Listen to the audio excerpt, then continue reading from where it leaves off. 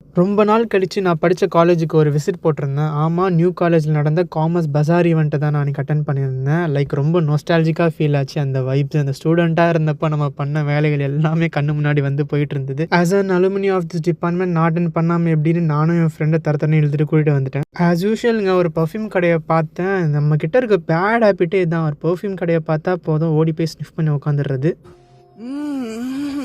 ரொம்ப பிடிச்சிருக்கு. நிறைய ஸ்டால்ஸ் போட்டிருந்தாங்க. ரொம்ப நாள் கழிச்சு என்னோட காலேஜ் ப்ரொஃபஸர்ஸுமே பார்த்தேன். ஏகேஎல் சாரை மட்டும் பார்க்கவே முடியல. ஏகேஎல் சாரோட ஃபேன்ஸ் யாராவது இருந்தீங்கன்னா அவரை கமெண்ட்டில் டேக் பண்ணி ஏன் பார்க்கலன்னு கேளுங்க. அண்ட் இன்னொரு விஷயம் நான் மென்ஷன் பண்ணியே ஆகணும். இந்த காமர்ஸ் பஜார் பார்த்தீங்கன்னா நாங்கள் படிக்கிறப்போ தான் ஃபஸ்ட் டைமே கண்டக்ட் பண்ணது. ஸோ அதை நான் பெருமையுடன் தெரிவித்துக் கொள்கிறேன்.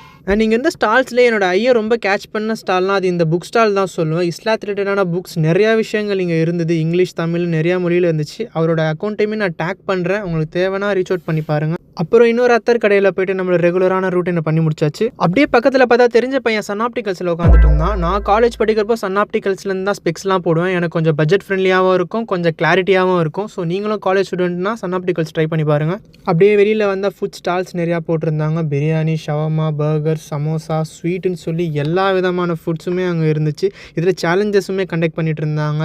20 செகண்ட்ஸில் பானிபூரி எத்தனை சாப்பிட்றாங்கன்ற மாதிரி சேலஞ்சஸ் எல்லாமே ரொம்ப ஃபன்னாக இருந்ததை பார்க்க. நான் அங்கே சேல் பண்ணிட்டு இருந்த அவல் மில்க் ட்ரை பண்ணேன். நல்லா ஹீட் பாடிக்கு கூல் டவுன் பண்ணி விட்டுச்சு. கூட இருந்த என் ஃப்ரெண்டுக்கும் கேட்டேன். பட் அவன் வந்து இல்லைடா, நீ வந்ததே எனக்கு மனசு நிறைய வேணாம்னு சொல்லிட்டான். காலேஜ் டைமில் இருந்த என்னோட ஹேங் அவுட் ஸ்பாட்டுக்கு போய்ட்டோம். எல்லாம் பழைய கதையெல்லாம் பேசிக்கிட்டு மாற்றி கிண்டல் பண்ணிட்டு சிரிச்சிட்டு நான் செம்மையாக காமெடி பண்ணேன். அவன் டீ எல்லாம் கீழே ஊற்றிட்டு அந்த அளவுக்கு ஜோக்கு. அதுக்கப்புறம் எல்லாருக்கும் டாட்டா சொல்லிட்டு கிளம்பிட்டேன். அஸ்ஸலாமு அலைக்கும்.